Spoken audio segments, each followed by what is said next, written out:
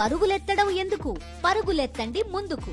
పూర్తి వివరాలకు చదవండి రేపటి సాక్షి దినపత్రిక. ఈ ఘటనలో ప్రభుత్వం స్పందించకూడదు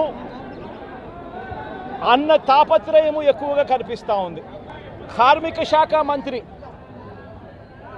ఎవరి పరిధిలోకి వస్తుందో, ఈ డైరెక్టర్ ఆఫ్ ఫ్యాక్టరీస్ అనేది ఎవరి పరిధిలోకి వస్తుందో, ఈ కార్మిక శాఖ మంత్రి కూడా ప్రెస్ మీట్ పెట్టి ఎంతమంది చనిపోయారో తెలియలేదు అన్నాడు.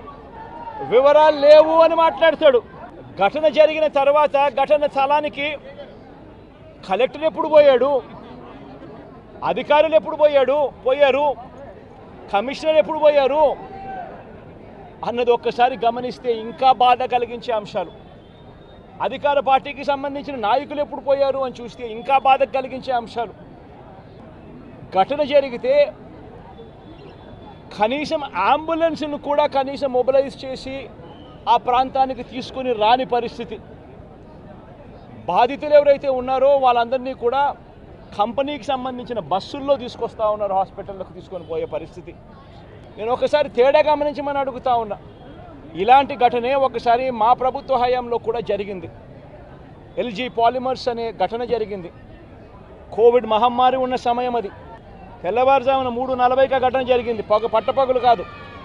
జరిగితే 5 గంటల కల్లా కలెక్టర్ స్పాట్లోకి వెళ్ళాడు, కమిషనర్ స్పాట్లోకి వెళ్ళాడు. అంబులెన్స్ని అప్పటికే ముమ్మరంగా మోహరించేసాయి.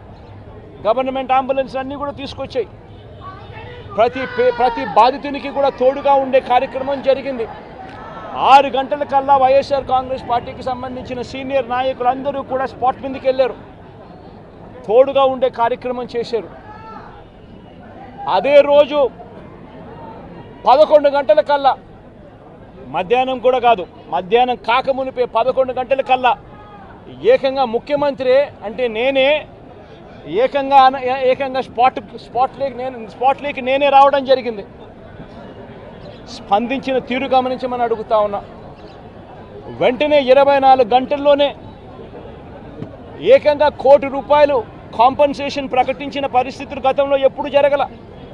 మొట్టమొదటిసారిగా ₹1 కోటి కాంపన్సేషన్ ఇచ్చిన ఏకైక ప్రభుత్వం మొట్టమొదటిగా వైఎస్ఆర్సీపీ ప్రభుత్వమే, మన ప్రభుత్వమే, జగన్ ప్రభుత్వమే ఇచ్చిందని కూడా చెప్పడానికి కూడా సంతోషపడతా ఉన్నాను నేను ఇక్కడ.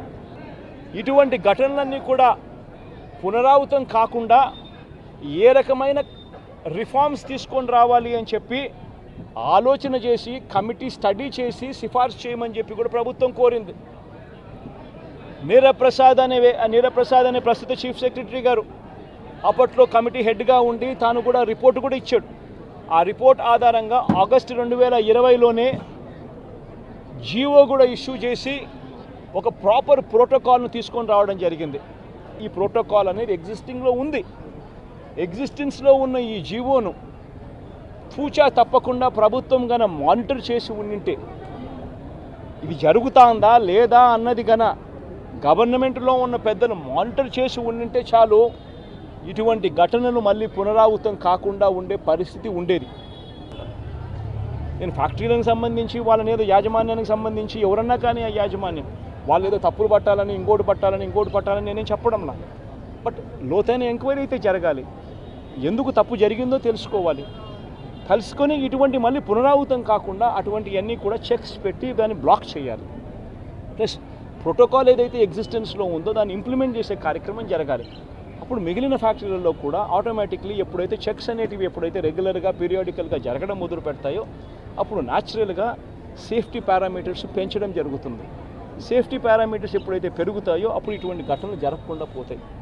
ఇవన్నీ ఖచ్చితంగా చేయాలి. ఇవన్నీ ఖచ్చితంగా చేయకపోతే మాత్రం మేము కూడా ఖచ్చితంగా మరో 2 వారాలు మరో 3 వారాలు టైం ఇస్తాం. మరో 3 వారాల తర్వాత కూడా ప్రతి ఒక్కరికి కూడా హాస్పిటల్లో ఉన్న వీళ్ళందరికీ కూడా, చనిపోయిన వాళ్ళందరికీ కూడా కాంపన్సేషన్ విషయంలో చంద్రబాబు నాయుడు దగ్గర నుంచి స్పందన రాకపోతే మాత్రం ఖచ్చితంగా వైఎస్ఆర్ కాంగ్రెస్ పార్టీ బాధితుల తరఫున ధర్నాకైనా కూర్చుంటుంది. అవసరమైతే జగన్మోహన్ రెడ్డి స్వయంగా వచ్చి కూడా ధర్నాలో పార్టిసిపేట్ చేస్తారని కూడా ఈ సందర్భంగా ఖచ్చితంగా ఈ ప్రభుత్వాన్ని హెచ్చరిస్తూ తెలియజేస్తాం.